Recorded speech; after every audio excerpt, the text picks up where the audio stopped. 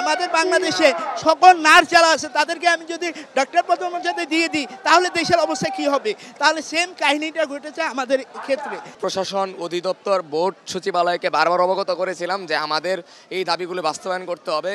এই দাবির মধ্যে অনেক গুরুত্বপূর্ণ বিষয় ছিল, যেখানে আমাদের অস্তিত্বের সংকটেরও প্রশ্ন এসেছিল। বিভিন্ন পলিটেকনিক এবং বাংলাদেশে একযোগে সব পলিটেকনিক আজকে রাস্তা ব্লক কর্মসূচিতে আমরা অংশগ্রহণ নিয়েছি। তা আমরা এই রাস্তা ব্লক কর্মসূচির মূল লক্ষ্যটা ছিল হচ্ছে 6 দফা নিয়ে। তাদের মূল আমাদের প্রধান যে দফাটা, প্রথম যে দফা, সেই দফায় আমরা বলতেছি নন টেকনিক্যাল ব্যক্তি যেন টেকনিক্যাল এডুকেশনে যেন আসবে না, ঠিক আছে?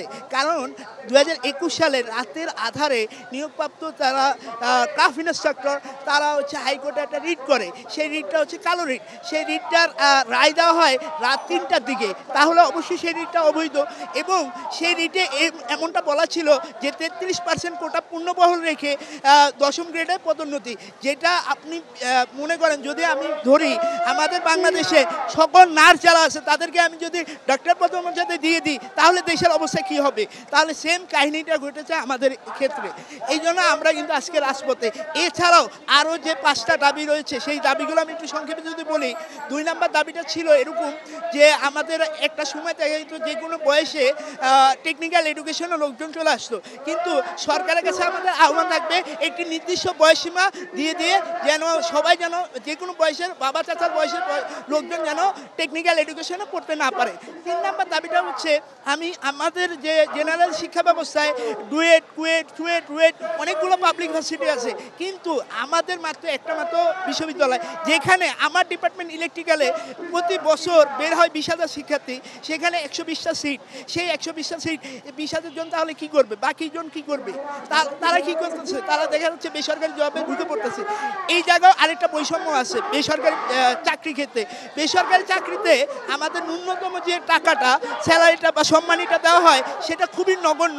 সেই জায়গায় আমাদের দাবি, চতুর্থ দাবি সেটা যেন আমরা 10ম গ্রেড স্কেলে যে বেতনটা দেওয়া হয় 20,000 থেকে শুরু করে 35,000 টাকা যে স্কেল, এই স্কেলে আমরা যেন সম্মানটা পাই, সেই জন্য আমাদের দাবি।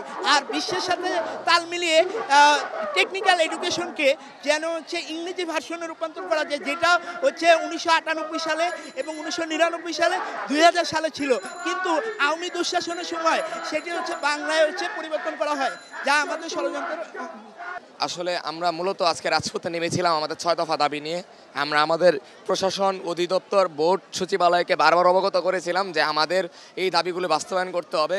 এই দাবির মধ্যে অনেক গুরুত্বপূর্ণ বিষয় ছিল, যেখানে আমাদের অস্তিত্বের সংকটেরও প্রশ্ন এসেছিল, কিন্তু দেখা গেছে প্রশাসন আমাদের এই বিষয়গুলোতে কর্ণপাত করে নাই, বা তাদের কর্মকাণ্ডে আমরা অনেক ধীর করতে দেখেছি, যেটা আমাদের কাছ ছাত্র সমাজ কোনোভাবে আমরা গ্রহণ করিনি।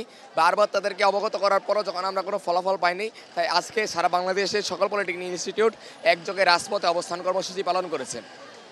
যেটাকে আমরা বলতেছি ব্লকেট কর্মসূচি। আর যেটা অনাকাঙ্ক্ষিত ঘটনা, যেটা ঢাকা পলিটেকনিক ইনস্টিটিউট এবং অন্যান্য পলিটেকনিক ইনস্টিটিউটের ক্ষেত্রে ঘটেছে, যে কুমিল্লা পলিটেকনিক ইনস্টিটিউটের ক্ষেত্রে দেখা গেছে যে সরাসরি তাদের উপর গুলি চালানো হয়, তাদের একে অ্যাটাক করা হয়, তাদেরকে চার্জ করা হয়। ঢাকা পলিটেকনিক ইনস্টিটিউটে ক্ষেত্রে দেখা গেছে যে ঢাকা পলিটেকনিক ইনস্টিটিউটে এক ষড়যন্ত্রকারী অধ্যক্ষ, উনি খুব পরিকল্পিতভাবে সন্ত্রাসীদের মাধ্যমে শিক্ষার্থীদের উপর হামলা চালায়, যাতে কোনোভাবে রাজপথ কেন্দ্রিক কোনো কর্মসূচিতে শিক্ষার্থীরা না আসতে পারে। আন্দোলনকে দমন করার জন্য এই ধরনের প্রেক্ষাপট চলে আসছে। তাই আজকে এখনও আমরা এখানে অবস্থানরত রয়েছি যতক্ষণ পর্যন্ত না এই ষড়যন্ত্রকারীদের বিরুদ্ধে কোনো প্রকার ব্যবস্থা গ্রহণ করা হবে আর আমাদের ভাইদের উপর হামলার সুষ্ঠু তদন্ত করা হবে, বিচার করা হবে, আমরা রাজপথ ছাড়ব না। এখন আমাদের পরবর্তী পদক্ষেপ এরকম হবে, যতক্ষণ পর্যন্ত না আমাদের দাবি বাস্তবায়ন হবে, পর্যায়ক্রমে এক একটা ব্লকেট কর্মসূচি কঠোর থেকে কঠোর আসতে থাকবে। প্রয়োজন হলে সারা বাংলাদেশের সকল পলিটেকনিক ইনস্টিটিউট যারা বিভিন্ন জেলায় রয়েছে সেগুলো লং মার্চ টু ঢাকায় চলে আসবে।